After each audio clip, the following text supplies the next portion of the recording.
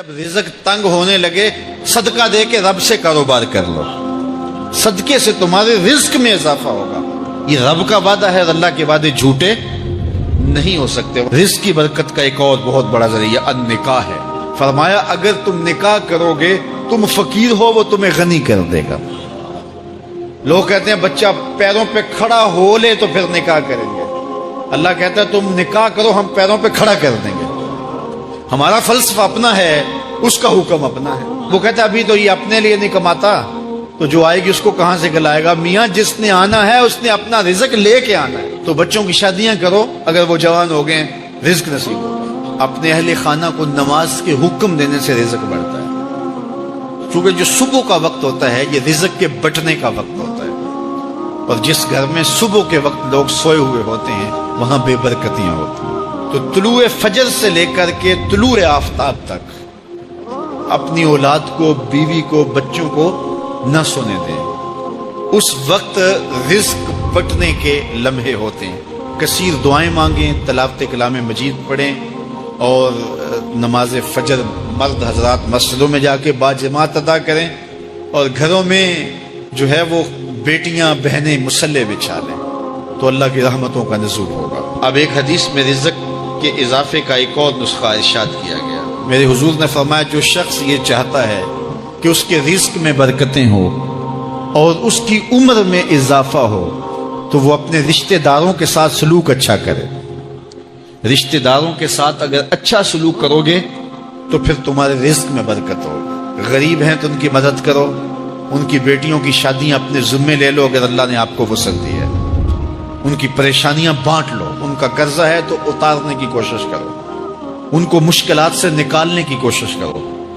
تم ان کو مشکلات سے نکالو گے، اللہ تمہیں مشکلوں سے نکالے گا۔ تمہارے رزق میں بھی برکتیں ہوگی اور تمہارے مال میں بھی برکتیں ہوں۔ فرمایا بہتر صدقہ وہ ہے جو ناراض غریب رشتہ دار کو دیا جائے۔ اگر وہ پھنس گیا ہے، مجبور ہے، ناراض ہے، تو اس کو اگر دیں گے تمہارا نفس اس میں شامل نہیں ہوگا، تو یہ افضل صدقہ ہے جو ہر صورت میں قبول ہی قبول ہے۔ رزق کے اضافے کا ایک اور سبب الاحسان الی الضعفاء، جو کمزور لوگ ہیں ان کے ساتھ اس نے سلوک کرنا۔ الانفاق علی طلبۃ العلم، طالب علموں پہ خرچ کرنا، یہ بھی رزق میں اضافے کا سبب اور ذریعہ ہے۔ وہ حضرت بابا فرید نے کہا نا چھٹا رکن دین کا روٹی ہے۔ گھر میں کچھ نہ ہو تو پھر نہ نماز اور نہ ہی دیگر امور کی لذت آتی ہے، تو یہ رزق فراواں اور وسیع اور مبارک نصیب کر دے اللہ۔ تو اس کے لیے ایک اور وظیفہ میں دیتا ہوں، اور وہ یہ کہ مغرب کے بعد 21 مرتبہ سورۃ الکوثر پڑھ لیں، کثرت ہو جائے گی انشاءاللہ۔ اول خدوشی پڑھ لیں، 5-7 منٹ لگتے ہوں گے، تو سورہ کوثر 21 مرتبہ روزانہ مغرب کی نماز کے بعد پڑھیں۔ اور اگر بہت زیادہ مسائل ہیں تو ہر نماز کے بعد پڑھ لیں، تو انشاءاللہ آپ دیکھیں گے کہ گھر میں برکتیں اترتی محسوس ہوں گی، انوار کا نزول ہوتے محسوس کریں گے۔ تو یہ وہ رزق کے اسباب ہیں، اگر ہم اختیار کر لیں تو ہم اللہ کی خاص رحمتوں کے حقدار ہوں گے۔ اگر فن سے، علم سے آتا ہو رزق، تو میاں صاحب فرماتے ہیں بے وقوفاں دے نوکر ویکھے دانش مند سے آنے۔ بے وقوفاں دے نوکر ویکھے دانش مند سیانے۔ انگوٹھا چھاپ شخص ہوتا ہے اور MBA جو ہے تعلیم کے حامل، اس کے منشی بیٹھے ہوئے ہوتے، تو پھر اگر علم سے کمال آتا ہوتا تو جو ہے وہ فن سے دولت ملتی ہوتی، تو پھر اس انگوٹھا چھاپ کو کیسے ملتی؟ اور یہ جو اتنا تعلیم یافتہ ہے، ماہر معاشیات ہے، یہ تو تنخواہ پہ کام کر رہا ہے، اور وہ جو ہے وہ دولت کا اسے حساب ہی نہیں ہے کہ کتنی ہے۔ تو اس لیے اللہ فرماتا ہے کہ یہ مت سمجھو کہ یہ تمہارے فن کا کمال ہے، یہ تمہاری جو ہے وہ محنت کا نتیجہ ہے۔ اللہ فرماتا ہے اولم یعلموا، کیا انہیں نہیں پتا؟ ان اللہ یبسط الرزق لمن یشاء، جس کو چاہتا ہے اس کے لیے رزق کے دروازے کھول دیتا ہے، وَيَقْدِرْ، اور جس کے لیے چاہتا ہے اس کے لیے رزق کو تنگ کر دیتا ہے۔ کئی لوگ کتنی محنت کرتے ہیں، نتیجہ زیرو، اور کچھ لوگ کچھ بھی نہیں کرتے، وہ مٹی کو ہاتھ لگائیں اور سونا ہو جائے، اور کئی سونے کو ہاتھ لگائیں تو مٹی ہو جائے۔ تو پھر کوئی طاقت کار فرما ہے نا، जो मट्टी को सोना बना देती है और सोने को मट्टी बना देती है, अल्लाह फरमाता है उसको पहचानो, वो कौन है, वो तुम्हारा रब है। मोमिन का तवक्कुल और मोमिन का भरोसा अल्लाह की जात पे होना चाहिए। जब हम अल्लाह की जात पे अपना मुकम्मल भरोसा, जिसे तवक्कुल कहते हैं, कायम कर लेंगे, तो मेरे और आपके आका और मौला ने इरशाद फरमाया कि अगर तुम अल्लाह पर तवक्कुल का जो हक है वो अदा कर दो, तो वो तुम्हें ऐसे रिस्क अता करे जैसे परिंदों को अता करता है। जब घर से निकलते हैं तो उस वक्त वो खाली पेट होते हैं, और जब वापस आते हैं तो कभी भी कोई जानवर भूखा वापस नहीं आया, और सबसे अच्छा खाते भी ये। हमारे इलाके में तो ज्यादा बागात नहीं है, अमरूद के बागात हमारे इलाके में पाए जाते हैं। तो अमरूद के बाग में जो अगर कोई देहात का शख्स हो या जिसका अमरूदों का बाग हो या अमरूदों के बाग में उसका आना जाना रहा हो, उससे पूछिए कि सबसे अच्छा फल अमरूद के पेड़ पे अच्छा दाना कौन सा होता है। कोई आपको कहे कि यार अमरूद तोड़ के लाओ, मीठा हो और जो है वो पका हुआ हो और जायकेदार हो, तो वो जाओ तोड़ के लाओ। तो कोई मुझे अगर कहे तो मैं जब अमरूद तोड़ के लाऊंगा तो कभी फीका नहीं होगा, मैं अमरूद तोड़ के लाऊंगा तो कभी बद जायका नहीं होगा। आप मुझे पूछें कि आपके पास क्या फन है, मेरे पास फन ये है कि मैंने अमरूदों के बागों में जो है वो बचपन गुजारा है, और मुझे पता है कि अच्छा और पक्का फल कौन सा होता है। देखो मैं आपको निशानी बता देता हूं। अब नई नस्ल उन्होंने तो नहीं देखा, आप बाग में जाएं और शाखों से लटके हुए अमरूद देखें। जिस अमरूद को तोते ने खा के छोड़ा हो उसको आप तोड़ लें, मीठा भी होगा, जायकेदार भी होगा, एक्सपोर्ट क्वालिटी से भी बेहतर होगा। सबसे अच्छा पूरे पौधे से जो सबसे अच्छा होगा वो उसको चूंच मारता है और फिर सारा खाता भी नहीं है, थोड़ा सा लिया, नखरे वाला आगे बढ़ गया। अल्लाह अकबर। तो जो एक्सपोर्ट क्वालिटी होती है उससे भी बेहतर वो खाता है। तो ये अल्लाह पर तवक्कुल करने वाले हैं। हमें तो पता होता है ना हमने दुकान पे जाना है, हमें पता होता है हमने फैक्ट्री काम पे जाना है, हमने पता होता है हम वो दिहाड़ी फला जगह करने जाना है। उन्होंने कहीं उनका कोई ऐसा ठिया नहीं होता कि वहां जाना है। बन तवक्कुल पंछी उड़ दे, बन तवक्कुल पंछी उड़ दे, खर्च न पल्ले जेरा हूं, खर्च न पल्ले, कोई रासुल माल भी नहीं होता कि ये लगाएंगे फिर इस पे इतने पैसे आएंगे, असल हमारे होंगे, इतना नफा होगा, ऐसा नहीं है। घर से निकलते हैं तो खाली पेट होते हैं और जब वापस आते हैं तो पेट भरे हुए होते हैं।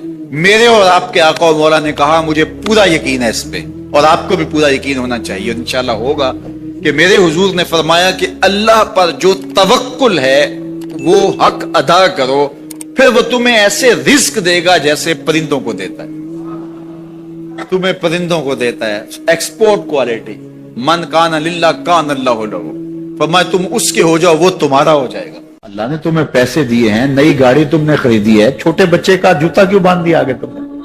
जूता बांधने से अगर ये एक्सीडेंट से, हादसे से गाड़ी बच सकती होती है तो फिर पाकिस्तान के जितने PIA के जहाज हैं सब पर बांध देना चाहिए, सब पे जूते लटके हुए। अजीब तुमने फलसफा तराशा। किसी ने जो है वो काली रंग की पट्टी बांध दी नीचे जिससे इसको नजर नहीं लगेगी। घोड़े के पांव के नीचे जो खुरी लगी हुई होती है, कुछ लोगों ने अपने घरों में वो बांधी हुई होती है कि इससे हमारे घर के अंदर कोई मुसीबत नहीं आएगी, कोई तकलीफ नहीं आएगी। किसी ने हंडिया अपने घर के ऊपर उल्टी रखी हुई होती है, ये हंडिया बचा लेगी। और मियां हंडिया क्या बचाएगी तुम्हें? अल्लाह के कहर से कुछ नहीं बचा सकता। जब तुम्हारे ऊपर कोई मुसीबत नाज़िल होनी है तो कुछ नहीं बचा सकता। अगर बचना चाहते हो तो फिर अल्लाह से इस्तिग़फ़ार करो, अल्लाह ताला की तस्बीह करो, अल्लाह की तहलील करो, मेरे हुजूर पे दरूद पढ़ो, फिर देखना कि मुसीबतें टलती हैं या नहीं टलती। तो ये खाम खा के रुकिए। और ये आमिल लोग जो हैं इनका तो काम ही यही है, इनका काम चलता है लोग ज़ोफुल इत्तिकादी में मुब्तला रहे और ये कह देते हैं कि आपके खानदान में एक मनहूस औरत है, ये उसका किया हुआ है, तो कोई ना कोई मनहूस तो पहले ही उन्होंने तय कर रखी होती है, फौरन ज़हन वहां जाके क्लिक हो जाता है। اس کا نون سے نام شروع ہوتا ہے، اس کا کاف سے نام شروع ہوتا ہے، اس کا جیم سے نام شروع ہوتا ہے، تو پورے خاندان میں کسی کا نام کاف، نون یا جیم سے تو شروع ہوتا ہی ہوگا، یا دوستوں میں تو فوراً ذہن جو ہے ادھر منتقل ہو گیا۔ اب یہ بابا جی نے بتا دیا ہے، ہاں ہاں ہاں اس نے یہ بات کی تھی، کچھ باتیں یاد آنے لگی، اس کاف سے شروع ہونے والے نام کے ساتھ نفرت پیدا ہو گئی۔ اس بابے نے نفرت کا کاروبار کیا، اس نے تو 100 روپے 200 روپے لے لیے، لیکن دو انسانوں کے اندر نفرت ڈال دی۔ اس کا گریبان کل قیامت کے دن پکڑا جائے گا۔ ان ملنگوں کے پاس، ان ذوف الاعتقادی کو پھیلانے والوں کے پاس کبھی نہ جاؤ۔ تمہیں مصیبت پڑی ہے، تمہیں لگ رہا ہے کہ شاید میرے اوپر جادو ہے، تو پڑھو نا سورہ بقرہ، جادو جڑ سے اکھڑ جائے گا۔ 40 دن اپنے گھر میں سورہ بقرہ پڑھو، برکت ہوگی۔ کہتے ہیں مولوی صاحب 40 دن تو نہیں پڑھی جا سکتی، 2.5 پارے، ہمیں کوئی تعویذ ہی کرتے ہیں، ہم شارٹ کٹ چاہتے ہیں نا، روزانہ صبح 2.5 پارے سورہ بقرہ پڑھے، یہ تو ہم سے نہیں پڑھی جائے گی، تو آپ کوئی تعویذ ہی لکھ لیں۔ کاروبار میں برکت نہیں، میں کہتا ہوں پڑھو نا سورہ واقعہ، 3 رکوع ہیں، برکت ہوگی۔ ہم کہتے ہیں ہمیں تعویذ ملنا چاہیے، بس وہ ہم گلے میں رکھ دیں، بٹوے میں رکھ لیں، پرس میں رکھ لیں، اور ہمارا کام ہو جائے، ہمیں کچھ بھی نہ پڑھنا پڑے، ہمیں وضو تک نہ کرنا پڑے، نماز نہ پڑھنی پڑے، اور برکت ہو جائے۔ ایسے برکت تو نہیں آتی۔ اس لیے چھوڑو ان کی جان، آؤ قرآن مجید پہ آؤ، آؤ سجدوں پہ آؤ، آؤ دعاؤں پہ آؤ۔ سحری کے وقت اس کی رحمتیں آواز دے رہی ہوتی ہیں، حل میں مسترزقن، ہے کوئی رزق مانگنے والا، اور تم اس وقت سوئے ہوئے ہو، سارے دن ٹھوکریں کھاتے ہو۔ آؤ نا اس وقت جھولی پھیلا کے، ہاتھ پھیلا کے کہو مالک تو جھولیاں بھر دے۔ تو پھر دیکھنا، میرا بیٹا سالم مشرکین کی قید میں ہے اور میں فاقوں کی حالت میں ہوں، تو فرمایا آل محمد کے پاس ایک سیر جو ہیں، بس اس کے علاوہ ہمارے پاس بھی کھانے کے لیے دنیاوی اسباب نہیں ہیں۔ کہا صبر کرو اور اللہ سے ڈرو، اور لا حول ولا قوت الا باللہ کثرت کے ساتھ پڑھو۔ یہ ایسا وظیفہ ہے، ایک حدیث پاک میں آتا ہے کہ یہ 99 بیماریوں کا علاج ہے، اس میں سب سے کم درجے کی بیماری ہم اور غم ہے۔ یہ دکھوں کا مداوع ہے، مشکلات کا علاج ہے، اور یہ وظیفہ میرے حضور نے بتایا۔ حضرت ابو ذر غفاری رضی اللہ تعالیٰ عنہ کو حضور نے 5 چیزیں بتائی تھی، ان میں سے 5ویں چیز یہ تھی کہ ابو ذر کثرت کے ساتھ لا حول ولا قوت الا باللہ پڑھا کرو۔ فرمایا عرش الہی کے نیچے ایک خاص خزانہ ہے، یہ وظیفہ وہاں سے آیا ہے۔ یہ زندگی میں معمول بنا لو، جب پھنس جاؤ، مشکلات میں آ جاؤ، تو لا حول ولا قوت الا باللہ پڑھو، اللہ راستے کھولے گا۔ تو حضور نے 3 چیزیں فرمائی، اللہ سے ڈرو، صبر کرو، اور کثرت کے ساتھ لا حول ولا قوت الا باللہ پڑھو۔ وہ فرماتے ہیں کہ میں یہ عمل شروع کیا، ابھی گھر میں بیٹھا ہی تھا کہ دروازے پہ دستک ہوئی، تو میں اٹھا کہ دروازہ کھولوں دیکھوں کہ کون ہے، تو دروازہ کھولا، دیکھا میرا بیٹا کھڑا ہے اور اس کے پیچھے 100 اونٹ کھڑے ہیں۔ تو میں نے کہا کہ تم اور یہ اونٹ؟ کہا مجھے موقع لگ گیا، میں ان کی قید سے بھاگ آیا۔ وَيَرْزُقْهُ مِنْ حَيْثُ لَا يَحْتَسِبُ، وہ تمہیں وہاں سے رزق دے گا جہاں سے تمہیں گمان بھی نہیں۔ اس کے ہو کے تو دیکھو، اللہ اکبر، اللہ کے ہو جاؤ تو پھر وہ تمہاری ضرورتوں کا کفیل ہو جائے۔ فرمایا حضرت عبداللہ ابن مسعود رضی اللہ تعالیٰ عنہ نے کہ کسی شخص کو فقر و فاقہ آ جائے تو وہ لوگوں کو بتائے کہ میں آج کل بڑے مشکل حالات میں ہوں، ہر وقت لوگوں کو بتاتا رہے، تو اس کی مشکل بڑھے گی، اس کی مشکلیں آسان نہیں ہوں گی اس طرح۔ اور اگر وہ اپنی اس مشکل کو کسی سے شیئر نہ کرے بلکہ مصلی بچھا کے اپنے رب سے کہے کہ مالک فقر و فاقہ آ گیا ہے اور اس کا علاج تیرے پاس ہے، اس مرض کا مداوع تیرے پاس ہے۔ حضرت عبداللہ ابن مسعود فرماتے ہیں کہ رسول کریم نے فرمایا جلد یا بدیر اللہ اس کو مالا مال فرما دے۔ یہ بھی کبھی کر کے دیکھو، مشکل آ جائے، فاقہ آ جائے، اور قرآن مجید کا دل سورہ یاسین ہے، جس نے 1 مرتبہ سورہ یاسین کی تلاوت کی، اللہ 10 مرتبہ قرآن پڑھنے کا ثواب عطا کرے۔ اور کتنا بڑا اجر ہے، آپ 1 سال میں بھی شاید 10 قرآن مجید نہ ختم کر سکے، اور سورہ یاسین پڑھیں تو 10 مرتبہ قرآن مجید پڑھنے کا ثواب نصیب ہوگا۔ تو اپنی صبح کا آغاز سورہ یاسین سے کیا کریں، نماز فجر کے بعد اشراق تک سورہ یاسین پڑھ لیا کریں۔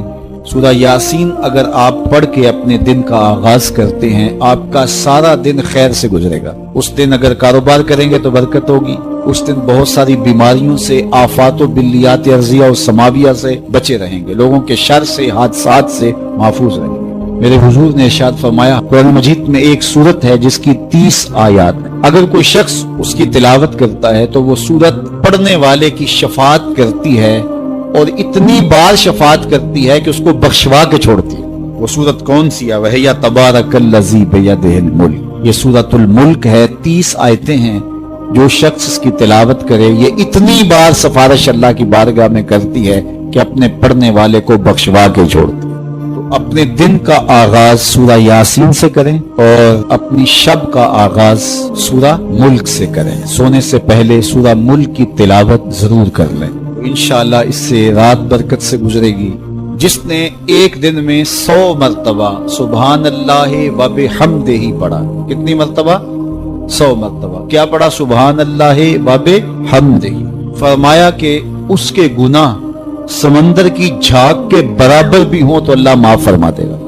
تو یہ اپنے وظائف میں شامل کر لیجئے، سبحان اللہ و بحمدہ۔ اور حدیث بخاری ہے کہ 2 کلمے ایسے ہیں جو اللہ کو محبوب ہیں اور زبان پر مشکل نہیں، زبان پر بڑے آسان ہیں، اور جب میزان پہ رکھے جائیں گے تو پلڑے کو جھکا دیں گے، بڑے بھاری ہیں میزان پہ۔ وہ 2 کلمے یہی ہیں، سبحان اللہ و بحمدہ، سبحان اللہ العظیم۔ تو اگر اس کو 100 مرتبہ روزانہ پڑھے تو سمندر کی جھاگ کے برابر بھی گناہ ہو تو اللہ معاف فرما دیتا ہے۔ اللہ فرماتا ہے ما یفعل اللہ بعذابکم، وہ تمہیں عذاب دے کے کیا کرے گا؟ ذرا لہجہ دیکھیے، ذرا انداز، ما یفعل اللہ بعذابکم، وہ تمہیں عذاب دے کے کیا کرے گا؟ تم اس کی مخلوق ہو، اپنے دستے قدرت سے اس نے تمہیں بنایا ہے، تو وہ تمہیں عذاب دے کے کیا کرے گا؟ اس کی ضرورت نہیں ہے کہ تمہیں عذاب دے، نہ اس کی چاہت ہے کہ تمہیں عذاب دے، کوئی خود چھلانگے لگائے تو اس کی مرضی۔ فرمایا کہ ما یفعل اللہ بعذابکم، وہ تمہیں عذاب دے کے کیا کرے گا؟ ان شکرتم وآمنتم، اگر تم شکر ادا کرو اور ایمان لاؤ تو وہ تو قدردان ہے جو کوئی اس کا شکر کرتا ہے اور جو اس پر ایمان لاتا ہے۔ تو اللہ اس کے لیے عذاب نہیں رکھا، اس کے لیے رحمتیں رکھی ہوئی ہیں۔ تمہیں دستے قدرت سے بنایا ہے اور وہ تمہیں خوش دیکھنا چاہتا ہے، تمہیں خوشحال دیکھنا چاہتا ہے، تمہیں سرشار دیکھنا چاہتا ہے، تمہیں نہال دیکھنا چاہتا ہے، تمہاری زندگی کو خوشگوار دیکھنا چاہتا ہے۔ تم نے اپنے آپ کو خود اپنے اعمال کی وجہ سے مصیبتوں میں ڈالا ہے، تو کہا شکر کرنے کی عادت ڈال لو، دیکھنا پھر اللہ تعالیٰ جل شانہ کی رحمتیں تمہارے اوپر کس طرح اترتی ہیں، اس کی نوازشیں تمہارے اوپر کیسے برستی ہیں۔ توکل اگر ہم سیکھ جائیں تو توکل ایک ایسی دولت ہے کہ جو خوشحال زندگی کی ضمانت بنتی۔ جب ہم اللہ پر توکل نہیں کرتے اور ہم سمجھتے ہیں یہ سب کچھ ہماری محنت کا نتیجہ ہی ہوگا، اور نتیجہ جب نہیں آتا تو پھر ہم بے چین مضطرب ہو جاتے ہیں، اور جب ہم اس پہ توکل کر لیں تو پھر ہمارا صرف اتنا ہی کام ہے کہ میاں ہم یہ کام کر رہے ہیں، بس یہ حکم، ہم بیج بو رہے ہیں، بس یہ حکم ہے اور بو رہے ہیں، باقی اس پہ بھروسہ ہے، یہ کام اس کا ہے کہ اس نے اس کو اگانا ہے، اس کے اوپر پھل لگانے ہیں۔ تو جب اس پہ توکل ہو جائے تو بندہ سوکھا رہتا ہے، ورنہ بندہ مشکل میں مبتلا ہو جاتا ہے۔ بسا اوقات ایسا ہوتا ہے کہ بندہ ایک منصوبہ تیار کرتا ہے، اس کا عملی نتیجہ اس کو سامنے نظر آ رہا ہوتا ہے، لیکن نتیجہ بالکل الٹ جاتا ہے۔ سید علی المرتضیٰ فرماتے ہیں میں نے اپنے ارادوں کی شکست سے ہی اپنے رب کو پہچانا ہے، کہ میں ایک منصوبہ تراشتا ہوں کہ یہ اور یوں ہوگا اور وہ ہونا چاہیے، لیکن نتیجہ وہ نہیں آتا، تو کوئی طاقت ہے اس کا جو نتیجہ بدل دیتی ہے۔ تو بندہ اس طاقت پہ یقین کرتے، اس پہ توکل کر کے جو ہے وہ اس پہ بھروسہ کر لے تو زندگی سوکھی ہو جاتی ہے۔ مغرب میں جو اللہ پر یقین نہیں رکھتے وہ خودکشی کر لیتے ہیں کہ یہ کیوں ہو گیا، ایسا نہیں ہونا چاہیے تھا، لیکن ہم خودکشی اس لیے نہیں کرتے، ہم کہتے ہیں میرا رب جس طرح چاہے اس طرح ہی ہوتا ہے، جو اس نے طے کیا ہوا ہے وہ کر کے رہتا ہے۔ اس لیے تم اس پہ توکل کر لو اور اس پہ بھروسہ کرو۔ حضور علیہ الصلوۃ والسلام نے فرمایا لو انکم توکلون علی اللہ حق توکلہ، اللہ پر توکل کرنے کا جو حق ہے اگر تم وہ ادا کر دے تو فرمایا اللہ تمہیں ایسے رزق عطا کرے جیسے پرندوں کو عطا کرے۔ ہمارا تو کاروبار ہے، یہ فیکٹری ہے، یہ دکان ہے، یہ ہماری نوکری ہے، ہم نے یہاں سے کمائی کرنی ہے. پرندوں کا کوئی کاروبار نہیں ہوتا, کوئی نوکری نہیں ہوتی, کوئی ٹھیا, کوئی اڈا نہیں ہوتا جہاں جا کے انہوں نے رزق کے لیے کوئی آغاز کرنا ہوتا ہے. بلکہ حضور نے فرمایا تغدو خماسا وتروح بطانا, جب وہ صبح گھر سے نکلتے ہیں تو خالی پیٹ نکلتے ہیں اور انہیں کوئی اپنی منزل کا تعین نہیں ہوتا, جدھر خیال آیا اڑ گئے ادھر. لیکن کبھی ایسا نہیں ہوا کہ شام کو خالی پیٹ واپس آئے. کہا وہ پیٹ بھر کے آتے ہیں. باہو بولے بن توکل پنچھی اڑ دے, خرچ نہ پلے زیرا ہو. جب گھر سے اڑتے ہیں تو ان کے پلے نہ کوئی خرچ ہوتا ہے, نہ راس المال ہوتا ہے, نہ کوئی اوزار ہوتے ہیں, نہ کوئی ہتھیار ہوتے ہیں, کچھ بھی نہیں ہوتا. یوں ہی گھر سے نکلتے ہیں, کبھی بھی خالی پیٹ نہیں آئے. فرمایا اگر اللہ پہ پرندے توکل کر لیں تو اللہ اسے بھی عطا کرتا ہے, تم توکل کرو گے تو تمہیں عطا نہیں کرے گا. اور یہ بات پکی ہے کہ آپ جب راہ خدا میں دیتے ہیں تو آپ کے رزق میں, مال میں کبھی کمی نہیں آتی. اللہ کے محبوب نے 3 چیزیں قسم کر کے کہی. حضور نے کچھ چیزیں ارشاد فرمائی تو ان میں سے 3 چیزوں کے بارے میں فرمایا کہ یہ تو میں اللہ کی قسم کر کے تمہیں کہتا ہوں. اور ان میں سے ایک شے یہ کہ ما نقص مال عبد من صدقہ.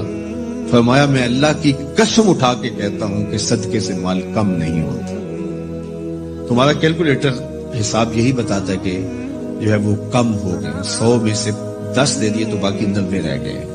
آپ کا اکاؤنٹنٹ بھی آپ کو یہ بتاتا ہے کہ اتنے لاکھ میں سے اتنے ہزار دے دیے, باقی اتنے رہ گئے. لیکن میرے حضور نے کہا میں اللہ کی قسم اٹھاتا ہوں کہ صدقے سے مال کم نہیں ہوتا. دوسری بات فرمائی کہ جو شخص مانگنا شروع کر دیتا ہے, سوال کا دروازہ کھول دیتا ہے, اس کی کمی پوری نہیں ہوتی. یہ بھی میں اللہ کی قسم اٹھاتا ہوں. اور تیسری بات میرے حضور نے قسم فرما کے یہ کہی کہ جو شخص کسی کو معاف کر دیتا ہے, کسی نے کوئی زیادتی کی وہ معاف کر دیتا ہے, تو حضور فرماتے ہیں میں اللہ کی قسم اٹھا کے کہتا ہوں اس کی عزت میں فرق نہیں آئے گا. تو یہ 3 چیزیں حضور نے قسم کر کے فرمائی. تو اس لیے ہم اپنے ہمسایوں کو دیکھیں, ان کی ضروریات کا خیال رکھیں. تو حضور کی سیرت کا یہ عنوان جو حضرت خدیجۃ الکبریٰ سے بہتر کون جانتا تھا, اپنا سارا مال انہوں نے حضور کو پیش کر دیا جب نکاح ہوا حضور سے کہ حضور اب یہ میرا نہیں یہ آپ کا ہے. اور وہ سارا مال حضور نے لوگوں میں بانٹ دیا, ضرورت مندوں کی کفالت کرتے رہے. تو کہا وَتَحْمِلُ الْكَلَّةَ, آپ لاچاروں کا بوجھ اٹھاتے ہیں, وَتَقْسِبُ الْمَعْدُومَ, اور جن کا کوئی نہیں ہے آپ ان کے کفیل بن جاتے ہیں اور آپ کمائی کر کے ان کے گھر کی ضروریات کو پورا کرتے ہیں. وَتَقْرِ الضَّيْفَ, اور آپ کی یہ خوبی ہے کہ آپ مہمان نواز ہیں. مہمان نوازی آپ کا شعار ہے, آپ کا طرز زندگی ہے. اور مہمان کو جو کھلایا جاتا ہے اس کا حساب بھی نہیں ہوتا, اور مہمان کے ساتھ جو بیٹھ کے کھایا جاتا ہے اس کا بھی حساب نہیں ہوتا. اور مہمان اپنا رزق خود لے کے آتا ہے اور برکت چھوڑ کے جاتا ہے. تو مہمان کو کبھی بھی بوجھ نہیں سمجھنا چاہیے.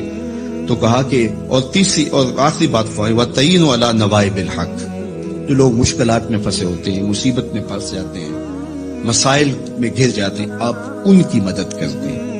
ابھی حضور اعلان نبوت نہیں کیا, ابھی پہلی وحی نازل ہوئی ہے, تو حضور کی ماضی کی سیرت کو حضرت خدیجۃ الکبریٰ لوگوں کے سامنے رکھیں.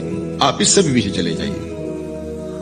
جب شب ابی طالب میں حضور کو حضور کے خاندان سمیت محصور کر دیا گیا, قریش مکہ نے حضور کو روکنے کے لیے بڑی کوششیں کی, لیکن حق کا یہ مسافر کبھی بھی رکنے والا نہیں تھا. بلکہ حضور کے چچا کو بلا کے کہا کہ اپنے بھتیجے سے پوچھو کہ تمہارا مسئلہ کیا ہے. دولت مال چاہیے تو ہمسائے لوگ مل کے اتنی دولت ان کو دے دیتے ہیں کہ کوئی کمی نہیں رہے گی. اور اگر کسی خاتون سے نکاح کرنے کی آرزو دل کے کسی گوشے میں ہو تو وہ بھی بتائیے. کسی سردار کی بیٹی سے نکاح کرنا چاہیں تو ہم اس کے لیے بھی حاضر ہیں, لیکن یہ بتوں کی مخالفت چھوڑ دی جائے. تو جب بہت ساری باتیں کی سب نے مل کے کی اور جو ہے وہ دباؤ بھی ڈالا کہ اگر نہیں یہ کرتے تو پھر حالات کی تلخیاں اور جو کچھ ہے وہ آپ کے سر پہ ہوں گے. تو حضور کے چچا جناب ابو طالب حضور کے پاس آئے تو ان کی طبیعت پر کچھ بوجھ تھا. تو انہوں نے کہا کہ بھتیجے میں اکیلا اتنے قبائل کے ساتھ لڑائی کا بوجھ نہیں اٹھا سکا, میری کمر کمزور ہے. تو حضور علیہ الصلوۃ والسلام کی خدمت میں انہوں نے کہا کہ وہ تو اس طرح کی باتیں کر رہے ہیں. تو آقا کریم نے جو جواب دیا وہ سنیے. آپ نے فرمایا یا امی لو وضع الشمس فی یمینی والقمر علی یساری، اگر وہ سورج میرے دائیں ہاتھ میں رکھ دیں اور چاند کو لا کے میرے بائیں ہاتھ میں رکھ دیں اور دنیا بھر کے خزانے میرے قدموں میں ڈھیر کر دیں، میں کبھی بھی حق کو باطل اور باطل کو حق نہیں کہہ سکتا۔ یہ وہ چیز ہے جہاں پر ہمیں کھڑا ہونا چاہیے۔ یہ رشوت کیا ہوتی ہے؟ ہم اداروں میں افسر بن کے بیٹھتے ہیں اور ہم کسی ذمہ دار منصب پہ بیٹھتے ہیں تو ہمیں چند ٹگوں سے کوئی خرید لیتا ہے، ہمارا ضمیر پھر کہاں ہوتا ہے؟ کائنات کی نعمتیں اس کو پیشکش کی جا رہی ہیں جو پیدا ہوا تو باپ کا سایہ سر پہ نہیں ہے، 6 سال کی عمر ہے تو ماں انتقال کر گئی ہے، یہ حالت ہے۔ لیکن کہا جا رہا ہے کہ جناب آپ کو جو چاہیے ہم فراہم کرتے ہیں، لیکن کہا لو وضع الشمس فی یمینی، اگر وہ سورج کو میرے دائیں ہاتھ میں رکھ دیں اور چاند کو میرے بائیں ہاتھ میں رکھ دیں اور میرے پاؤں میں کائنات کے خزانے لا کے دولت قارون بھی رکھ دیں، لیکن میں پھر بھی حق کو حق کہوں گا، باطل کو باطل کہوں گا، تو میں چند ٹگوں پہ اپنے ضمیر کا سودا کیسے کر سکتا ہوں اگر میں رسول اللہ کو مانتا ہوں، اگر میں حضور علیہ الصلوۃ والسلام کا فالوور ہوں، اگر میں ان کا امتی ہوں، ان کا غلام ہوں، ان کا عاشق ہوں، تو پھر میں کیوں اپنے ملک کو بیچوں، میں کیوں عدل کو بیچوں، میں کیوں انصاف کو بیچوں، میں کیوں اپنے منصب کو بیچوں، میں کیوں لوگوں کے حق غصب کروں، لوگوں پر زیادتیاں کروں، میں دیوار رکھتے ہوئے ہمسائے کے 2 انچ دبانے کے لیے اپنے ضمیر کا سودا کر لوں، میز کے اوپر سے رشوت پکڑوں یا نیچے سے پکڑوں، فرق نہیں پڑتا اس سے، میں اپنے ضمیر کا سودا کیا ہے اور برسرے بازار کیا ہے اور بہت سستا بیچا میں نے اپنے آپ کو۔ وہ کیا کسی نے کہا تھا کہ ہر دو عالم قیمت خود گفتائی، نرخ بالا کن کہ ارزانی ہنوز، 2 جہاں کو تو نے اپنی قیمت بتایا ہے، اپنا نرخ بتایا ہے کہ 2 جہاں میری قیمت لگتی ہے، کہا قیمت بڑا ابھی سستا بک رہا ہے، یہ ساری کائنات تیری قیمت لگا دی جائے لیکن تیری قیمت پھر بھی نہیں ہے اور تو سستا بک رہا ہے، نرخ بالا کن کے ارزانی ہنوز، تیری قیمت جو ہے وہ یہ 2 جہاں نہیں ہے، تیری قیمت صرف تیرے رب کی رضا ہے۔ تو کہا کہ میں کبھی بھی، تو یہ حضور علیہ الصلوۃ والسلام کی زندگی تھی۔ خیر انہوں نے جب کہا کہ میں تو نہیں تمہاری بات کو ماننے والا، تو پھر انہوں نے سماجی بائیکاٹ کر دیا، سوشل بائیکاٹ کر دیا اور حضور کو شب ابی طالب میں مقید کر دیا۔ تو حضور کے چچا نے اس وقت ایک قصیدہ لکھا حضور کے نام، چونکہ یہ پانی نہیں پہنچنے دیتے تھے، غلہ نہیں پہنچنے دیتے، کوئی باہر سے بھی آتا تاجر تو اس کا غلہ خود خرید لیتے کہ کہیں وہ بنو ہاشم کے پاس نہ چلا جائے، اور وہ خرید کے اپنی زندگی اور موت کے درمیان جو ٹوٹتا ہوا رشتہ ہے جو ہے وہ اس کو کہیں بچا نہ پائیں۔ تو حضور کے چچا نے ایک ماضی کا واقعہ قریش کو یاد دلایا اس قصیدے میں۔ ہوا اس طرح کہ حضور کی عمر تھی کوئی 9 سال یا 8 سال کہ مکے میں قحط پڑ گیا، تو حضور کے چچا کے پاس لوگ آئے کہ قحط پڑ گیا ہے اور آپ اولاد اسماعیل سے ہیں، تو اللہ کی بارگاہ میں دعا کیجئے کوئی بارش کے آثار پیدا ہوں اور کوئی سبزہ پیدا ہو۔ آپ نے فرمایا تم بھی سین حرم میں پہنچ جاؤ، میں بھی پہنچ جاتا ہوں، وہاں اللہ کی بارگاہ میں دعا کرتے ہیں۔ خیر لوگ جمع ہو گئے تو حضور کو ساتھ لیا حضور کے چچا نے اور سین حرم میں پہنچے اور کعبۃ اللہ کی دیوار کے ساتھ حضور کو یوں کھڑا کیا کہ حضور کی پشت کعبہ کی دیوار کے ساتھ لگ رہی تھی اور رخ لوگوں کی طرف تھا۔ تو جب یوں حضور کھڑے ہو گئے تو حضور کے چچا نے ایسے ہاتھ پھیلا کے کہا اے اللہ اس گوری رنگت والے کے صدقے بارش نازل کر دے۔ راوی کہتا ہے ابن عساکر نے لکھا ہے، باقی لوگوں نے بھی لکھا ہے کہ ابھی جو ہے وہ لوگ گھروں کو نہیں پہنچے تھے کہ چھم چھم می برسنے لگا اور لوگ بھیگ کے گھروں کو گئے اور اتنا سبزہ ہوا کہ لوگ خوشحال ہو گئے۔ تو آج جب حضور علیہ السلام اور حضور کے خاندان کو شب ابی طالب میں مقید کر دیا گیا تو کچھ پہنچنے بھی نہ دیا جاتا، تو حضور کے چچا نے یہ پرانا واقعہ قریش کو یاد دلاتے ہوئے کہا وَأَبْيَضُ يُسْتَسْقَى الْغَمَامُ بِوَجْهِهِ سِمَالُ الْيَتَامَى عِصْمَةٌ لِلْأَرَامِلِ، آج تم پانی نہیں پہنچنے دیتے، غلہ نہیں آنے دیتے، وہ واقعہ بھول گئے ہو جب قحط پڑا تھا اور نہ بارش برستی تھی نہ سبزہ اگ رہا تھا، جانوروں کی چھاتیاں بھی سوکھ گئی تھی، دودھ بھی نہیں مل رہا تھا، यही मेरा वो गोरी रंगत वाला भतीजा था जिसके चेहरे को देख के उमट के बादल आए थे। वहां दो लफ्ज गए, समालुल यतामा इस्मतुल लिल अरामल। ये मेरा वही भतीजा है जो यतीमों का सहारा है और बेवाओं का आसरा है। अब हुजूर जब खुद यतीम थे, यतीमी की उम्र बुलूगत से कबल होती है, तो यतीम होकर भी यतीम परवर थे, यतीम होकर भी यतीम परवर थे। और हुजूर बेवाओं के घरों में जाके उनका पानी भर आते। कर कर याद सज्जण नू खांदे,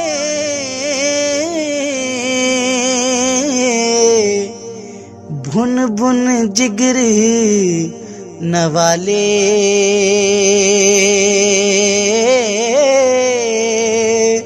शरबत वांग प्यारे हथों, पीवण ज़हर प्याले, शरबत वांग